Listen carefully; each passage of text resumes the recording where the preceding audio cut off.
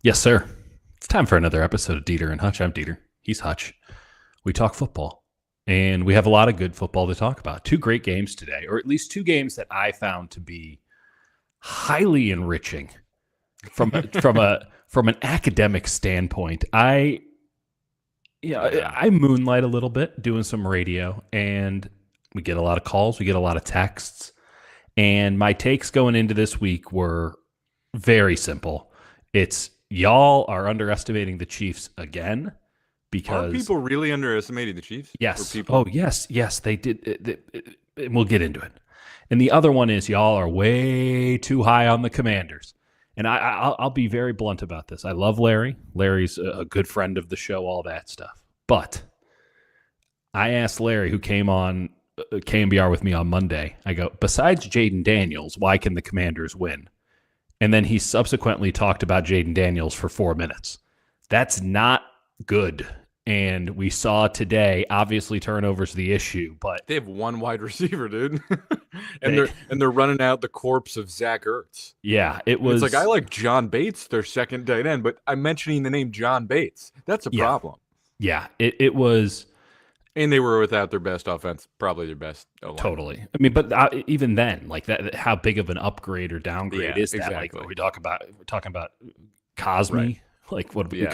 Come on, fuck up out of here. So, I thought that everyone got way too high. The knee jerk reaction of Jaden Daniels in the NFC Championship game. I mean, people were out here being like, he can win this. It's like, yeah, he can. He's one of the 4 teams with an opportunity, but like, Right. they're not going to. I don't know. This is what I talk about all the time, Jake, and we'll get into it here with as it pertains to the 49ers, but like programs win. It's all about the program. Great players can get you really far, but it's about the program. And the Eagles and the Chiefs have the better programs. Yep. And I think this is like a huge win for the 49ers because they can make the argument, particularly with the Eagles, that their program isn't far away and that if they nail this offseason, they have every right to feel like they can get to where the Eagles are right now. It's exactly where I was sort of heading with this. This exact thought I really had is like the Eagles were just like wallowing in self-pity after the Niners destroyed them last 100%. year. They were a mess. It was like, should they fire Sirianni? Which who's to say like how good of a head coach Sirianni actually is? But hey, they're in the Super Bowl twice. Yeah. You get some Can't be credit that for bad. Can't be that bad. Yeah, hired Fangio. That worked out. Kellen Moore, it's not hard to say, hey, let's hand the ball off to Saquon behind the best offensive line in football. Correct. They have the best roster in football. They drafted out of their goddamn mind. And as much as people love to, fawn over Howie Roseman and go, Howie did it again, brother. Howie did it again. Listen, he does draft so goddamn well. And when you get Quinyon Mitchell and Cooper DeJean, like that's insane. Yep. And by the way, let's be clear about this. Another guy, Jalen Carter, who's their best defensive player, like him and Cooper DeJean were major risks. Now, the Carter one was a personality risk and some stuff that he did. There's a reason he fell to 9, right? Because he was the most talented player in the draft without question.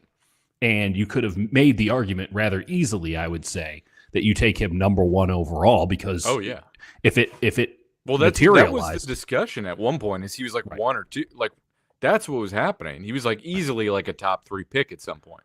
So, and then he loves driving cars fast. So, as they all apparently seem to do at Georgia, regardless, he falls to them. They take him. There's a risk there, but they go, okay. Well, how big of a risk is it at 9? And the upside is infinite. Cooper DeJean is a player that was talked about a lot, at least on this show. Not so much in the pre-draft process, but certainly the post-draft, because a lot of 49ers fans seeing that Cooper DeJean was a saucy white boy thought to themselves, I want some of that, even though they already have now the highest paid nickelback in the history of football. Cooper DeJean's medical records might as well have been printed on red flags. Like, there was a reason he fell. It wasn't talent. His talent, his specs, all these things should have made him a top 20 pick. He should have been the first DB off the board with what he did at Iowa. It was the medical stuff. And Quinion Mitchell fell to him at 20, frankly. He could have gone anywhere from 10 to 20. The fact that he got to 20, like they nail it. They nail it all the time. And then, of course, they made two very good hires in getting some. Kellen Moore, you and I like to shit on. We think he's calling plays in a vacuum. He's not as good as he's made out to be. They just needed a competent offensive coordinator. Yeah. He's competent. Like, he's not an idiot. So there's that. And then getting Vic Fangio, an all-time coup. All-time coup. They lost both of their coordinators. They lost Steichen, and they lost, Gannon. And they lost Gannon in the same cycle. And they didn't have a great succession plan. And also, they came back with Desai and, was it Sirianni calling plays? At a certain point, it was our bearded, not friend. It was Matt Patricia. That's right. Matt Patricia. On offense. Yeah. At one point was sort of their offensive coordinator, which is why you go like, Sirianni should probably get out of here. Because how does that happen? What does he do here? like you're not involved in either one of these. You can't. He's there. He's there for the vibes, but I'll say I'm not quite sure that the vibes are always high with him. Right. No. It's not like a Matthew McConaughey situation where you always know what you're going to get in terms of positivity. Like, he's like the guy you grew up with, your friend from back home, and you're like, yeah, he's a little scummy, but like, listen, he's a good guy. He's fun. He's a fun guy. We talking about Side-Eye Pete? Right. Yeah. That's the vibe, at least. But hey, he can get into fights with his own players on the sidelines. And when you have a roster this talented, it's about making sure they can maximize or stay together. And they have done an excellent job of that. My other takeaway, and I've had this for a couple of weeks, is like, the NFC is not very impressive, is it? I mean, the Packers not ready for prime time, might never be ready for prime time. Kyle's got to be sick to his. I mean, at least the Chiefs made the Super Bowl, so he's like, we would have lost anyway. That's right. But and they could have had more heartbreak. Yeah. So it's probably less sick to his stomach now, but just like watching how wide open it was. Totally. But here's the thing: what's going to change that's going to make it less wide open? Like, I guess the Commanders and Daniels could take over, but the Commanders have to add a lot to become like a really dominant roster from top to bottom. I mean, you lose both coordinators with the Lions. That's a huge deal. As you just noted, It was a big deal for the Eagles, right? You still have Jared Goff there, who... He's still Jared Goff. It's still Jared Goff. People forget, dude. People forget. They go through an entire regular season and they go... Oh, Jared Goff's good now, right? Jared Goff has always been Jared Goff. Jared Goff was good. Jared Goff was good last year too, and then the second half of the NFC Championship games comes around. He's like, "Oh, I'm Jared Goff." Shit. And time is a flat Jared Goff. And like, I'm gonna throw this out here because I don't think they're gonna make the Super Bowl ever, which is kind of sad for Lions. I do feel bad for them, but that is what it is. Are the Lions going to run into the same situation the Rams did? Are they going to be like, ooh, we have a window to compete with these really great players on our roster, but we are held back by Jared Goff, who we just mistakenly gave a lot of money to? I don't know. Yeah. I think it's like there's something about the Dan Campbell of it all and the Detroit of it all where I think I just love this city so much. I am dead serious. I think there's something to like McVay being like cold, calculating, pragmatic, and not to say that Campbell's not. I just think there's like a level I would never quit on my guy Jared Goff. Right. Stay up at night. He's done so well for them. It feels like I have a hard time seeing them doing that, especially with like no clear good option. I think they should Darnold it. I think that's I think you give him another year, right? I just think that they're bumping up on I think they bumped up on their ceiling already with him. So when that happens, now you have to take into account the landscape at play and go, oh shit, do we need to make it happen? Up your levels, Hutch. Does this sound better? Does this sound It better? sounds fine to me. I thought we fixed it. You know, folks. we have a lot of affinity for the StreamYard streaming service, but their mic gain situation it's impossible to tell. Thawed Cave thing. Does this sound better? Does this sound worse? Yeah. Do I sound Thawed Cave?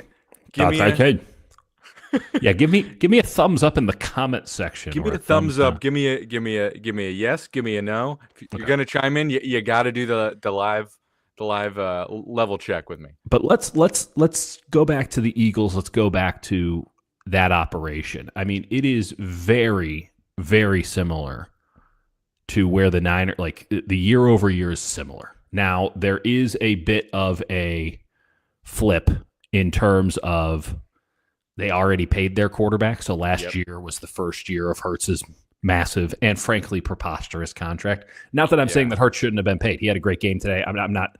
Right. I highly recommend everyone take 5 minutes, go on over the cap. I'm literally going to pull it up for our just audience. Look at this thing. This is people wonder.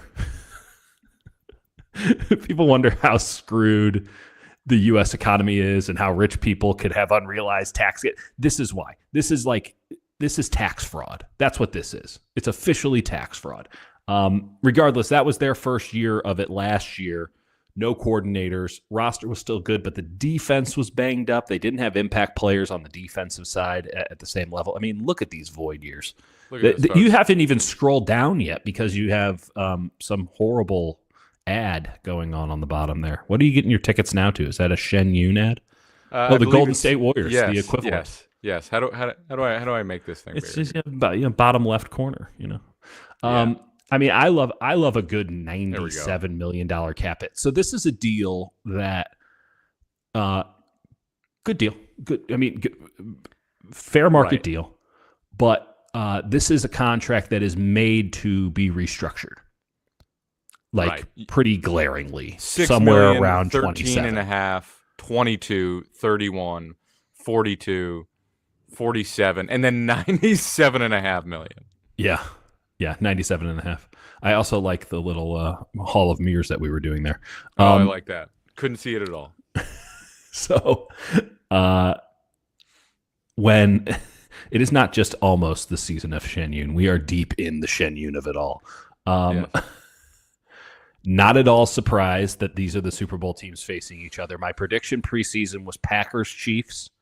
I think there's certainly some anchoring on my end that, so long as the Chiefs were in it, I was going to be it's going to be the Chiefs. But also, it was always going to be the Chiefs. I would say the Eagles surprised me a little. That's exactly where I'm at. I don't think it's a massive surprise, but given how terrible they looked last year and the fact that they've had dysfunction throughout the season, you had A.J. Brown and Hurts sort of going at each other at one point.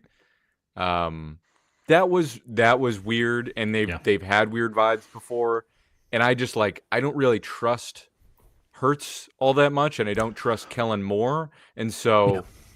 But the thing is, their defense grew into the season, became so goddamn dominant. Yeah. I'm not really surprised at this point. You can really ride that, and Saquon's an animal, and you have the best offensive line in football, probably. Listen, the defense is really impressive. They got their secondary straight almost immediately. It took 2 drafts, but 1 year to get the defense right. They gelled. They figured out what Fangio was telling them in the second half of the year, so they were a lot better. Yep. And listen,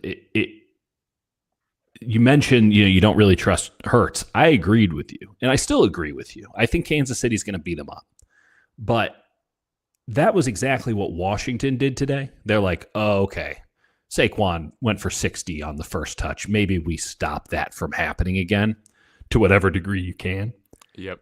And they're like, okay, Jalen Hurts is going to have to beat us. He's going to have to throw. He's going to have to beat us. And he did, because Washington's defense isn't good. And also Hurts, he is a guy that like can't throw between the hashes. He's real. I mean, not fully, but like he's always struggled to like within the flow of the offense.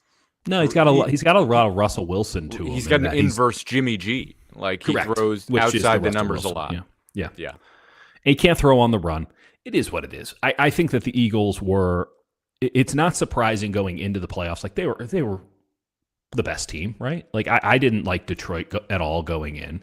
Certainly Washington wasn't a team that anyone picked. Detroit's defense got so goddamn injured.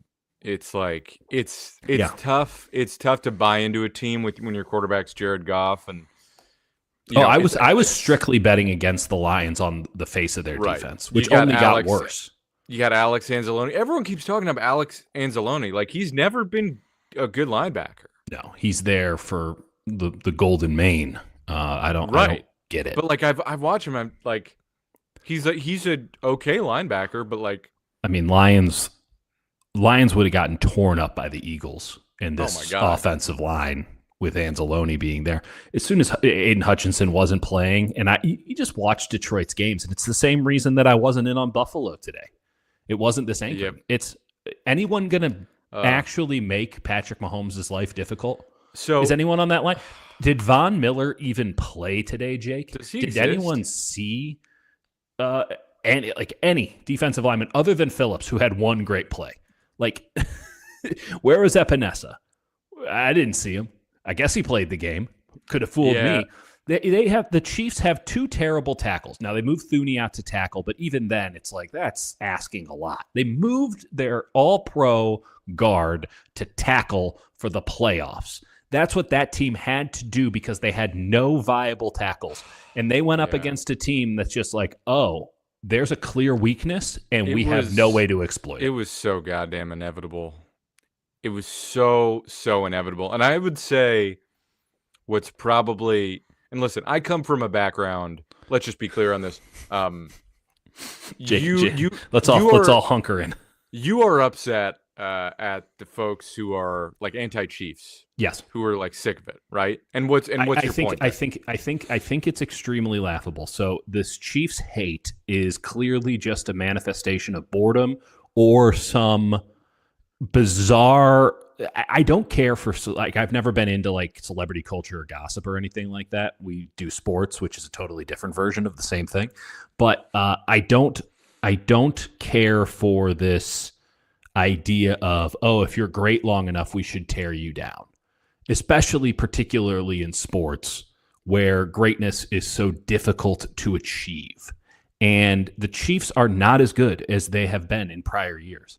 You know what they do though? They execute at the highest level better than in the most critical moments. I'll go back to the Bill Walsh thing, and shouts to Kevin Clark for bringing this up a lot. But like, this is a great Bill Walsh quote. There is no such thing as acting. I'm paraphrasing here, but there's no such thing as being clutch. There's merely keeping your head while everyone else loses theirs. And the Chiefs just don't get rattled. And you saw Josh Allen, who has been magnificent and fantastic, and the Great White Hope and all this shit. Like, you saw him get frazzled. You saw Buffalo get frazzled. It's why there's such a desperation at this point. It's manifested in that dynamic is like, we need to do it. Like him jumping over and like fumbling because they have to get that 1 yard, and they know if they don't, it's over. Legitimately, how is Mahomes unbearable? Like, this is a legitimate question. Like, what is hateable about the Kansas City Chiefs other than perhaps overexposure? Which, okay, like I can't do anything. It's not their fault. Like, what about Patrick Mahomes is unlikable?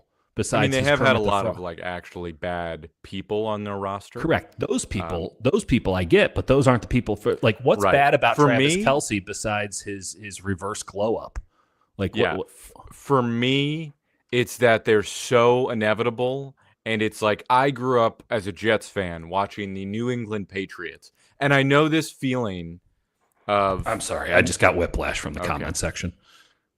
I know this feeling of inevitability. It was like I watched the 28-3 comeback with a bunch of New Englanders.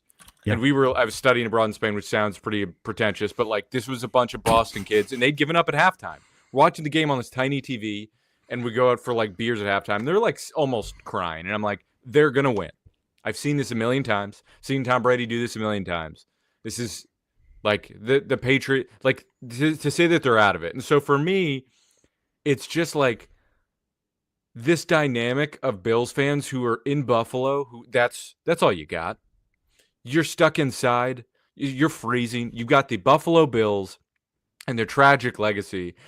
and they just go into this knowing every single time, oh, I'm sorry, they still have to do the job. And by your notion of the Bills, your notion of the Bills and the desperation is valid. I'll give you that, right? We go back to the Walsh quote. But I'll say this. The two most snake-bitten teams in the history of baseball, Boston Red Sox, Chicago Cubs. When did they actually break through? It was when all hope was lost. Boston's down 3-0 to the Yankees in the ALCS. They come back, do the first reverse sweep in the history of baseball, at least at that level. Then the Cubs go down 3-1 to Cleveland in the World Series. And I was writing for Fox. I was baseball columnist at Fox. I said the Cubs have them right where they want them because the pitching matchups lined up and now the pressure is off. And you just saw the pressure manifest itself in so many little ways. Josh Allen made some boneheaded decisions. He could have been picked off 5 times in that game. Whereas Mahomes, what does he do? He sandbagged your asses the whole flipping season. Doesn't run unless it's a big third down against perhaps the 49ers. And then what's he's just, anytime you want to play man-to-man, he's going to run like he's Josh Allen. And he's really good at it. Like the Chiefs, that corner blitz that they brought, unbelievably good. I'm not saying the Chiefs don't deserve to win. They've developed their defense in a way where they've totally flipped how their team is structured, and that's really impressive. They have elite coaching. They have arguably the greatest quarterback of all time. Like he's continuing to put himself in that conversation. 100%. I'm just saying, it's the defensive stuff is interesting, but like the Chiefs, I would be more interested to see how they would respond to losing. And seeing what a Bills we saw that. No, we've seen that. They lost to the Bengals. I know. But it's hard to remember because he's gone to the Super Bowl 5 of 6 years. Difference is just difference doesn't sell. You know what? People love this concept of parity. Parity is not good for business. People don't like parity. That would be like changing the characters on the show every week. This isn't fucking SNL. Like, parody doesn't sell. The NBA's got more parody than it knows what to do with right now. It's bombing. They brought in parody to college football this year. Its ratings are bombing. I'm just saying, you know what's going to happen with the Chiefs. Like, they're inevitable. They're that good. Like, I'm saying, I'm interested in seeing something else. This argument. It's not entertaining anymore. Fuck, you're not watching. That game was incredibly entertaining. This is why I say it's a casual take. If you're just a third party, you don't love football, that's fine. I'm legitimately not shaming. We call them sickos for a reason. Like, it is an illness of the head. Like, if you don't love, how are they going to pull this one out here, Jim? I don't know, Jim. If you don't love having to see them execute at the highest level every time, because they're always in cheese binding situations.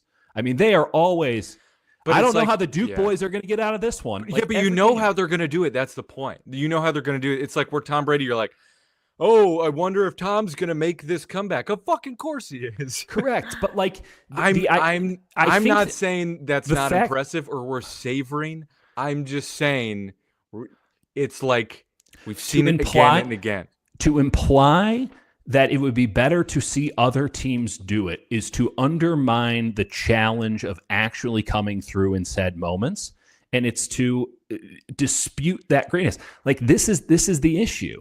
And by the way, history will be so kind, just as history has been kind to every dynasty ever. But in the moment, everyone goes, "Oh, it's so boring. I want something different." And it's like, no, just take a half step back and look at the situation. Every team has had an opportunity to come for their head. They're not blowing teams out. This isn't like the Warriors when they had KD, where there was no chance anyone was coming near. Like, everybody is right there. They could take the king out if they can land the shot, and they can never land the shot. That speaks volumes to how great Kansas City is as a situational football team. And the same thing with Tom Brady. And now no one complains that Tom Brady was boring except for Jets fans. They don't do it. I didn't say Tom Brady was boring. I said it was painful and exhausting. And when you see the same thing over and over, it's not like, oh, what's this guy going to do? It's like, I just want a palate cleanser. I want something else, especially. I want to see football played at its absolute highest level at all times. I know. And I don't disagree with you. And I'm not saying that the Chiefs I'm not saying that I want to just see them lose artificially. I would love the Bills to outplay them. Like, that's how I want this to happen. Totally. And I can totally appreciate it's just that. knowing that won't happen is like, we got to go through this whole Until game. Another great game, and the Bills lose until in it heartbreaking happens. fashion. But like, and this is the flip side. Maybe the Bills need to separate themselves a little bit more so that they don't feel the pressure in the game, and they can. I'm just saying, I don't like it. It doesn't make me feel good. I don't like the people of Buffalo going through this. I don't have any affection for the Kansas City Chiefs. And I would like to see something good happen for the Buffalo Bills. The Patriots had team that has the Patriots had cheating scandals coming out of their ears. They were, they weren't nice to the media, like all these things. Like, I don't understand. Like, who doesn't like Andy Reid? Patrick Mahomes works this like, the refs, like, I mean, like, who doesn't like Andy Reid? Yeah. Oh no. Well, this is my favorite argument, by the way, and this is how I know that people have never left their house in many senses. Like, they're rigging it so that they can cut to Taylor Swift at the Super Bowl. Yeah. No, I will say they're rigging it. Has anyone ever been in a room with more than 3 people? Jake and I can barely figure out when we do this. That's 2 people with nothing, like with high priority of this. I know the rigging stuff is. Rigging. I think it just comes from the fact that, like, every Mahomes penalty is like, God damn it, that was not a penalty. And it's so exhausting and so glaring when you see that. And you see him throw his hands up and sell it. Which, listen, Brady got great calls too. That's like the nature of what happens. Okay, well, Josh Allen was doing that shit today as well. Everyone does it. But Correct, I'm saying, but it only applies to the guy who wins. This is a reverse history is written by the victors situation. Yeah, but they also tend to get like whistles in these situations. Because they're the only ones with their heads about them. All these other teams lose their minds and commit penalties. It's like we're having two different conversations. I don't disagree with you that they're dominant and that they deserve to win, but they just want some strange. I just don't think monogamy is for you, my friend. You just want some strange out there. Listen. Oh, the Kansas City Chiefs have won another Super Bowl. Yeah, this incredible quarterback and this incredible coaching staff and one of the greatest times. Yes, they deserve to win it. I'd like to and see you something get to else. You get to live it. You get to be part of this. You are tangential in a strange way. You have seen this team win a Super Bowl with your own eyes. I have. I know, and they're an outstanding. Could have seen 2, team. but we made the right decision. and yeah. It's not to say that there's nothing to like. I absolutely appreciate how great this team is. No, they did not get that first down. They did get that first down. No, they absolutely did. No, they did not. Did. Yes, no, they did. They did not. He had turned his. He turned his back. See, there was a line. There's a line where the ball's here. The ball's hidden behind Chris Jones. The ball physically has to be there behind him. He didn't get the first down. I'm watching. No, you can look up any still you want. Stills don't show shit. Don't get into stills versus video. I watched that play just as much as you did. He absolutely did not get it. Now, I do agree with this take. There's no reason not to have a chip in the ball. There's no reason not to have the Skyhawk technology. Shout out to Giannis, big tennis fan. So, but here's the thing: like Jokovic is loathable. He is unquestionably great, but he's also a jerk. Like, he's kind of a pompous ass. I don't get that at all with Mahomes. Like, what's not likable about Patrick Mahomes as a person? You might not like the way he plays football. I have to disagree with you there. But like, he absolutely got it. I'm looking at it right now. No, he absolutely got it. I listen. I'm not saying he got it by a lot. It was fucking close, but I can only say this. First off, they also had possession 2 more times after that. Oh yeah, no. This is the thing I wanted to get to at the start. The Bills, the entire broadcast, they're like, oh, so the Chiefs know the Bills are going to sneak the ball left. Yes. And the entire game, they stop them going left, and the Bills are just like, let's try that again.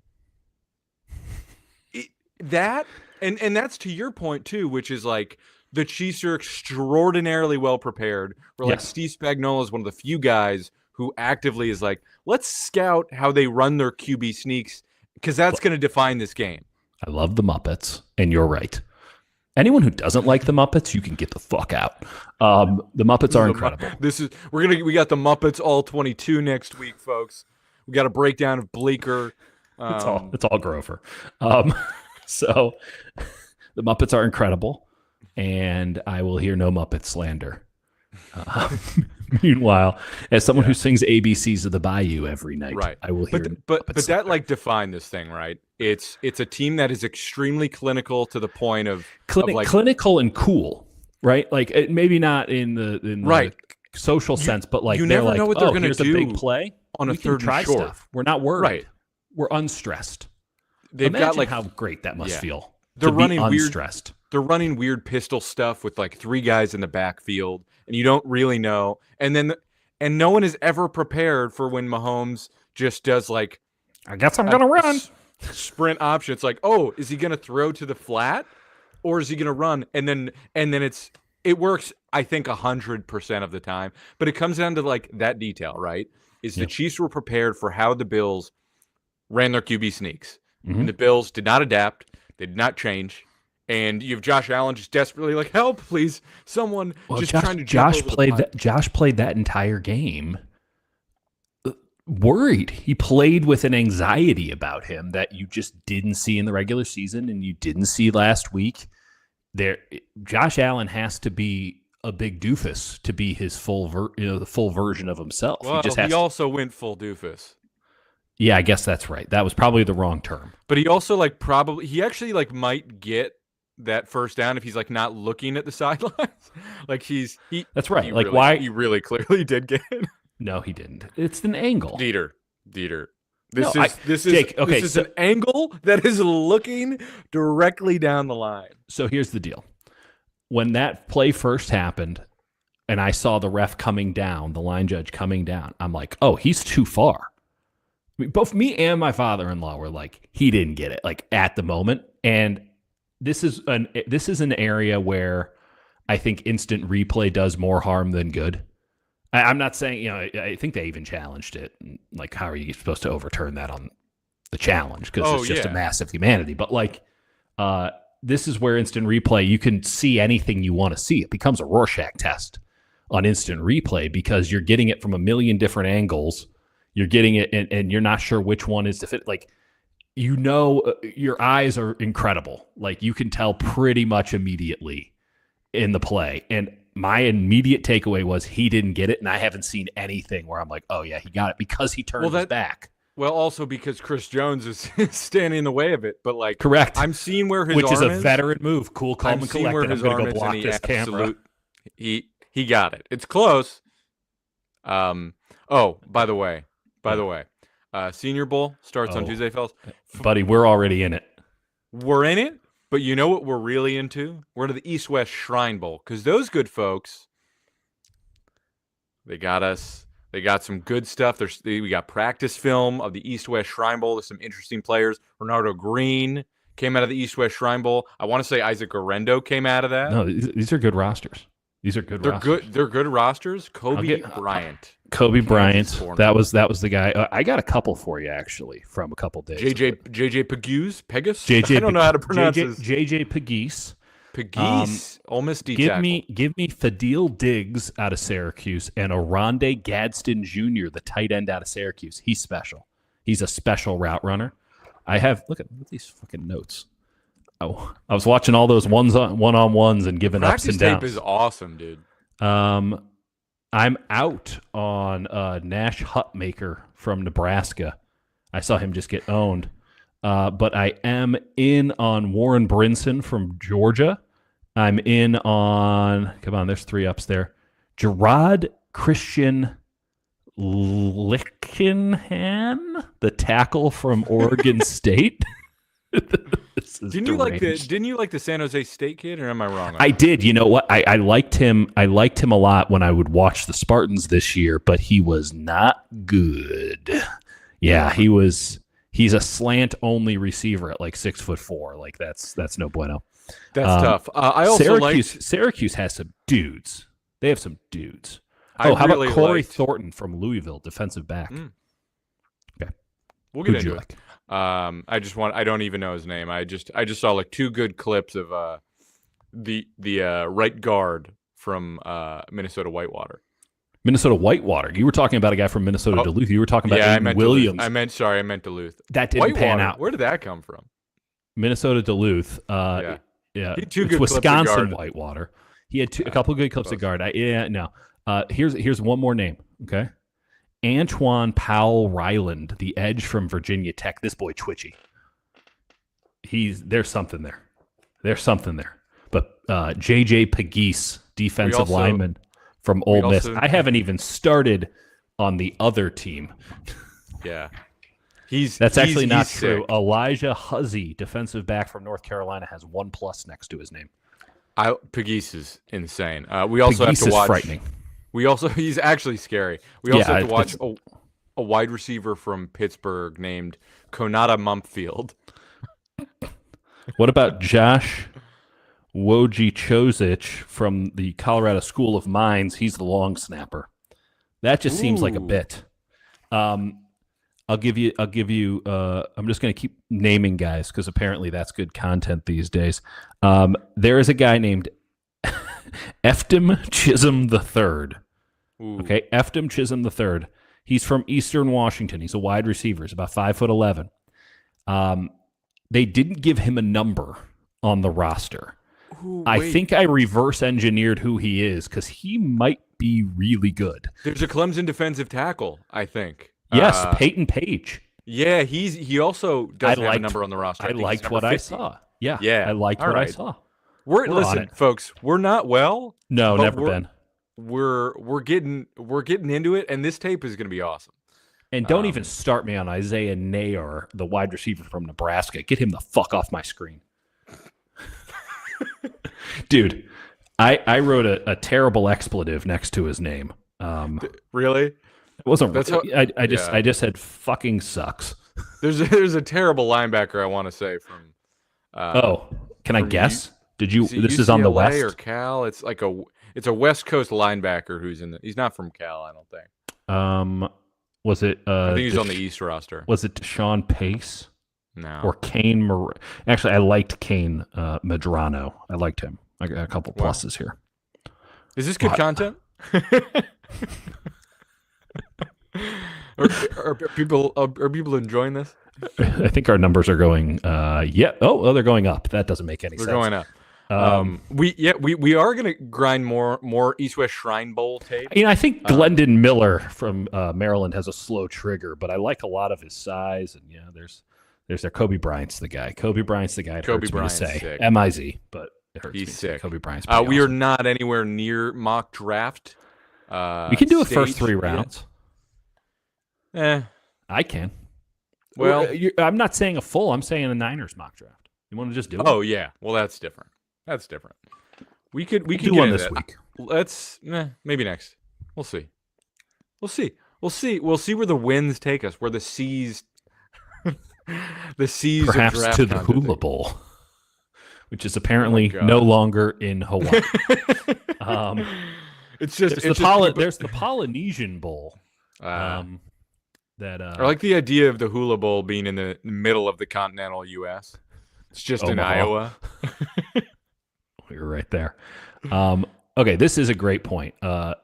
What's up with Oren Burks suddenly playing well? He's had a couple of dominant games the last couple of weeks. I will say he played pretty well when he had to replace Dre Greenlaw. Not at that standard, but he's been like fine forever. He's fine so long as Travis Kelce wasn't running right at him. He also would have been the starting linebacker next to Fred Warner if you had him on this roster. Oh, you wish you had Oren Burks this year. Yeah, we all talk bad shit about Oren Burks, and I actually my distinct remembrance of the Super Bowl was Oren Burks got done dirty.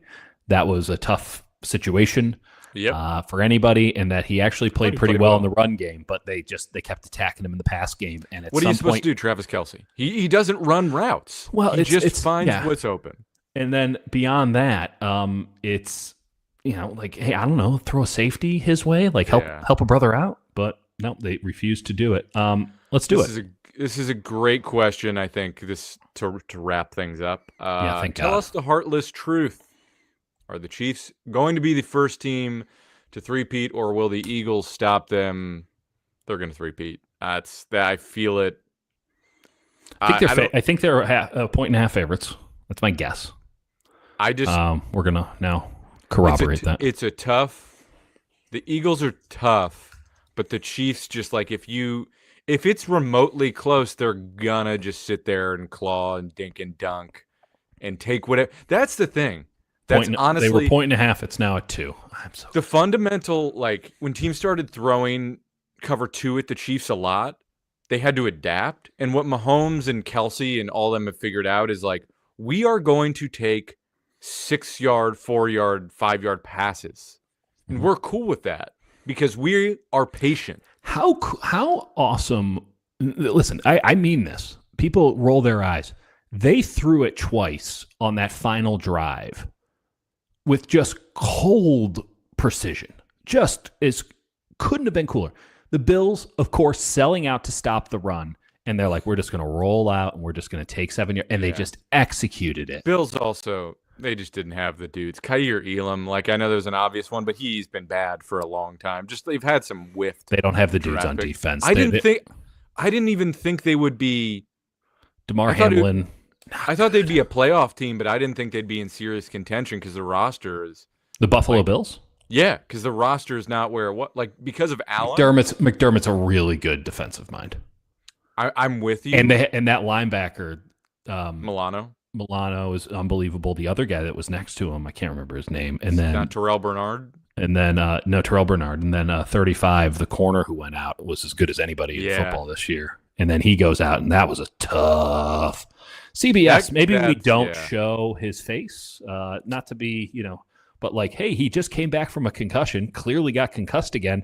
Let's zoom in on his face as he wonders what state he's in. And it's like, geez, Louise. I don't know about that one, Jim. Also, I love how, I guess they've adapted a little bit, but the old broadcast where it just used to show the most brutal hit possible time and time again in slow motion. I mean, I tell you, this guy, man.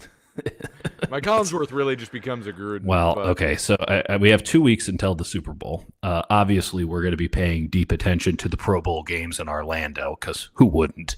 But I'm actually going down there, and I'm going to be participating in the Pro Bowl games. You were an alternate this year. Invited me to play. You and Derek Carr. Player opted out. Yeah, I'll be there. I'll be on the field. Josh Johnson got signed to a team. I got a bad ankle sprain, but I'm just gonna pop some Toradol and I'll be good to go. Yeah.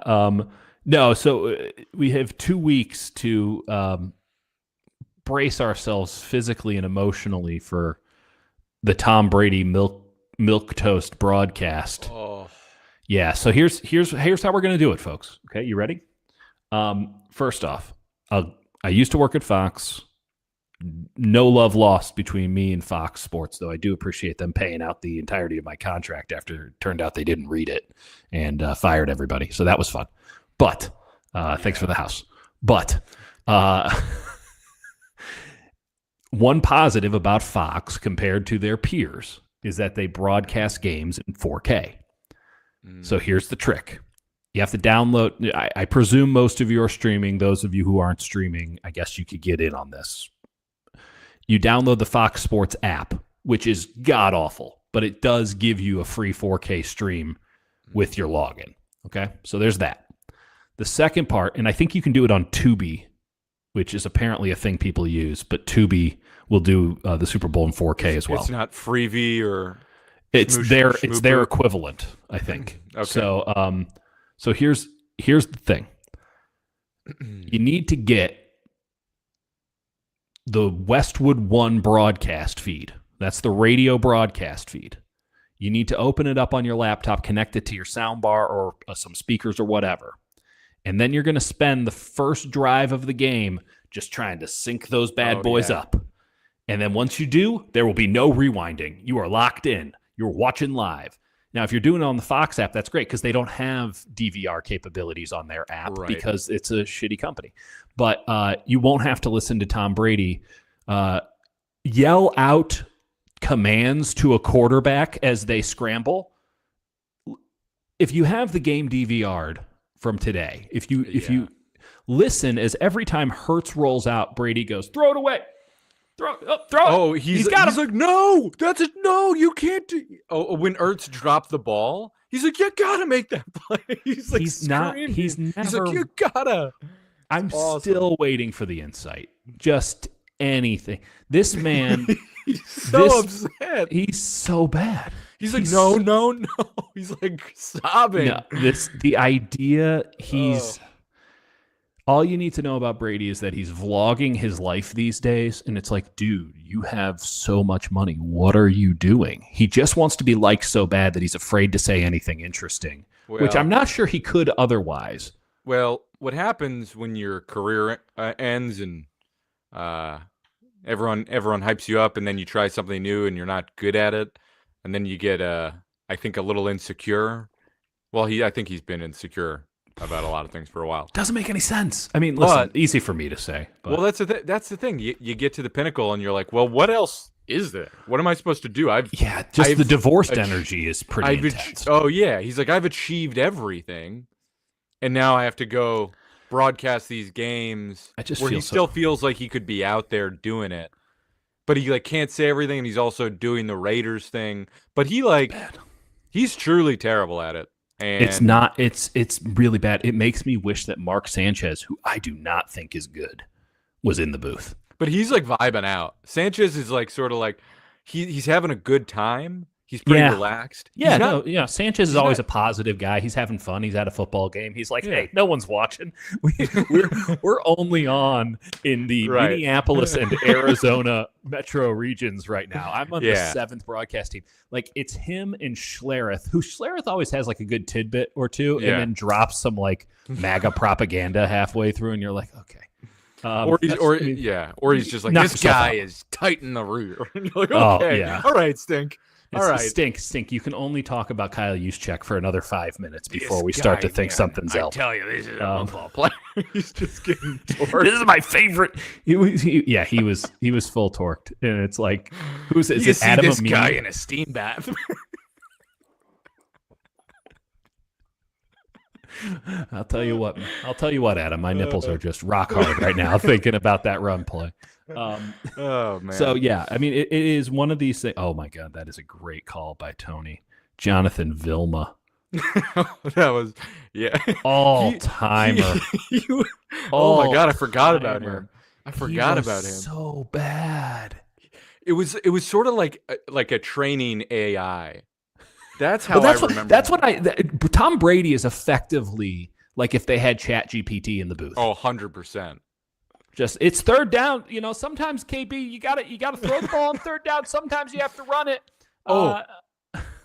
He was like, KB, you hear the thing about this Eagles defense is they're the number 1 ranked defense, KB. And when you go against the number 1 ranked defense, KB, those yards are not easy to come by, KB.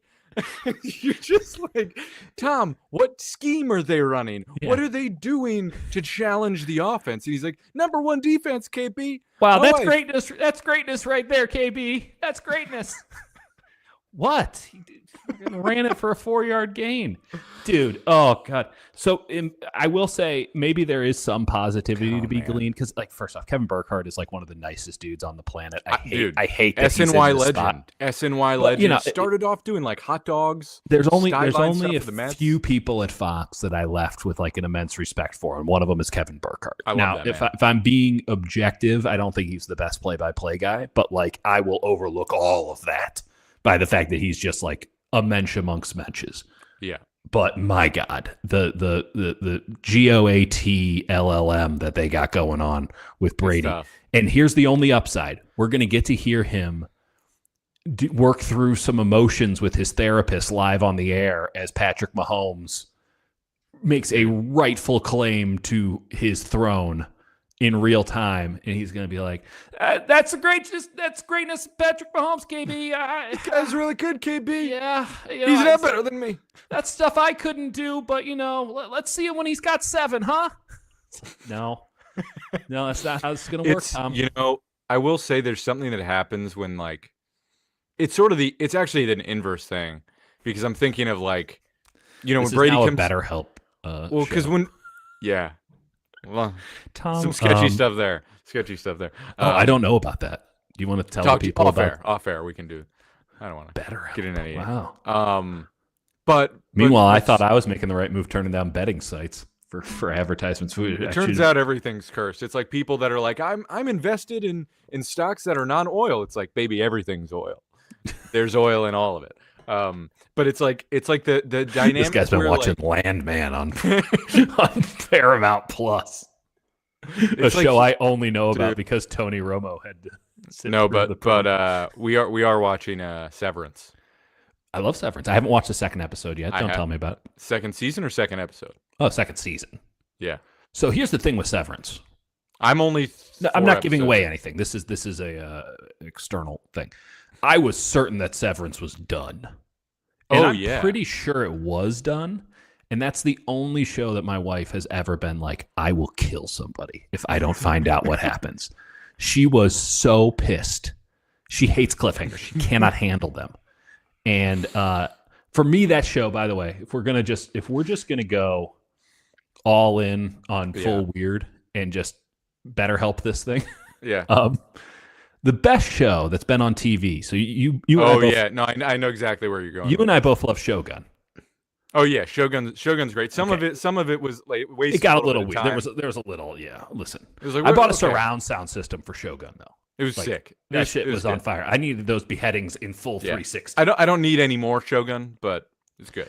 So here's the deal. Shogun, and we're gonna get more, and it's not gonna be good. So I'm just gonna take it as one. Regardless. Bear season 3. I refuse to acknowledge it happened. In season 2. Let's do the facts so that we can maintain the one thing people like. I can't. Okay, you can't. Yeah, I know. So Shogun was awesome. The guy the showrunner of Shogun, the showrunner of Shogun, it's a guy named Justin Marks.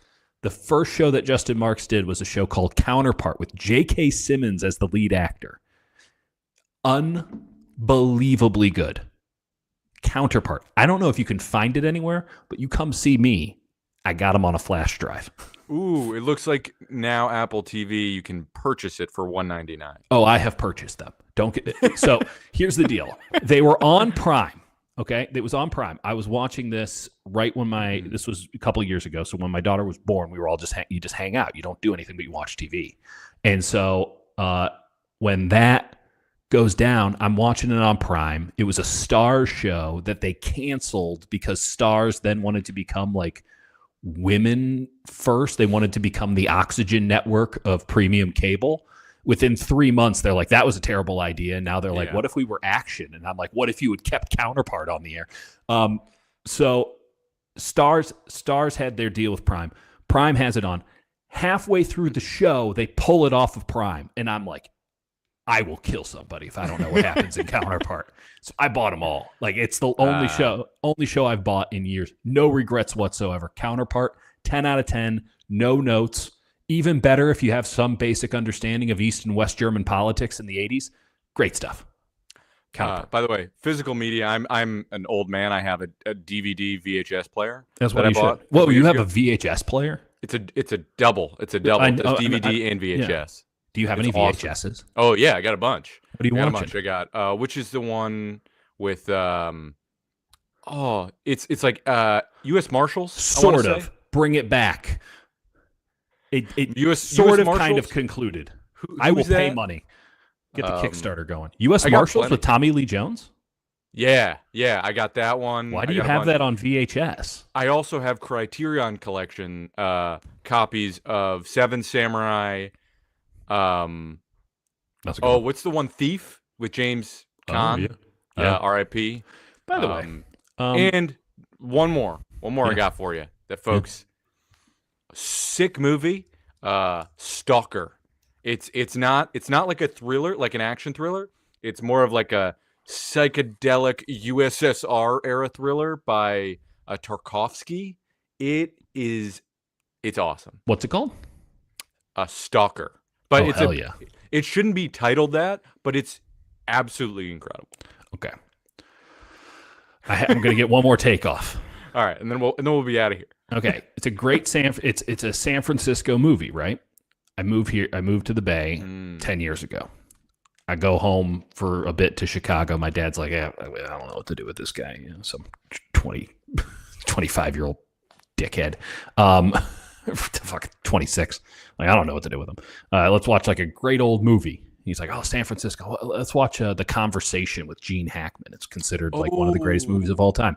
Here's my take. That movie sucks. That movie is boring and lame. Gene Hackman, The Conversation. Gene Hackman's good in it, I guess. That movie sucked. I think I tried to watch it and I couldn't.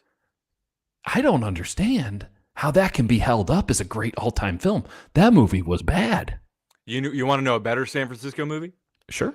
Bullet. Yeah. Oh, yeah. That's a good call. Have you seen that car chase where you're like, that's San Francisco? Yeah. And it's just everything's undeveloped. Yesterday I was watching Heather and I watched Colorized San Francisco 1930s video. Yeah. That's a rabbit hole. You end up and you're that. like, I know that building. I know that building. Yeah. Yeah. By the way, then you look at some residential neighborhoods and you're like, wow, that's some serious NIMBYism. That looks the exact same. It's crazy. So in conclusion, I'm going to take the Chiefs over the Eagles. I will too. I can't possibly come to any other conclusion than that. Simply put, I trust Spags. They can the Chiefs do such a great job of setting and holding the edge. I trust Spags to be able to commit the number of people to the run and to put Hurts in compromising situations. Plus, press man to man. It's not going to be great against Smith, but it might be great against Brown, who just kind of takes himself out of games these days. Yeah, I think the reality is the Chiefs have built up a defense that is so physical in a way that most other teams aren't founded on. Just pure physicality and being able to put your offensive line in harm's way. And the Eagles have a great offensive line, but they also dial up pressures. Like, you looked at that corner blitz that basically did the Bills in. Clearly Buffalo had they couldn't fathom it. The Buffalo mind couldn't comprehend. There's like disguises, and it's like, oh well, that guy might be coming. But like when the Chiefs run like a corner blitz, the corner's looking at the wide receiver. They're like, no. They actually have the pragmatic mind to be like, no, we actually don't have to show them that we're doing anything. We can just be locked in. Yeah. And so, well, that's one of the main themes of the season, right? Like, defenses finally figuring out that they don't have to follow like any rules before the snap. Yep. By the way, did you see? I was only listening because I was putting together some end tables, which is something you have to do. Did you see or hear today the part in the Philly-Washington game where the refs are like, "We will just award them a touchdown if you don't stop"? Awesome. It was incredible. All-timer. If I'm Washington at that point, I go, "Yeah, we want to see that." Like just for the bit, because like we're gonna lose, so like we should at least see that, right? If I was Frankie Louvu, I would have taken a running start from behind the goalposts and launched over the line and suplex. Wait, what's the is that an RKO? Randy Orton RKO? That checks out. Yeah, that checks out. Absolutely do that. So in conclusion. The French Connection, I don't think holds up, but I don't know because the only time I've watched the French Connection, I got really high on Vicodin. So, yeah, when I got my wisdom teeth out and they gave me Percocet, I hallucinated that Dani Alves, the Brazilian right back who is a longtime Barcelona player, was just dribbling a soccer ball in my room. Yeah. So, don't do drugs. Don't do painkillers. In general, probably not drugs. Yeah. They seem very strong these days. I used to partake a little bit. All right. Well, we're going to end there, folks, so we don't get this demonetized. We made it very clear. Don't do drugs. No, don't. I mean it. We got draft stuff coming. All right. We have draft stuff coming. We got good stuff.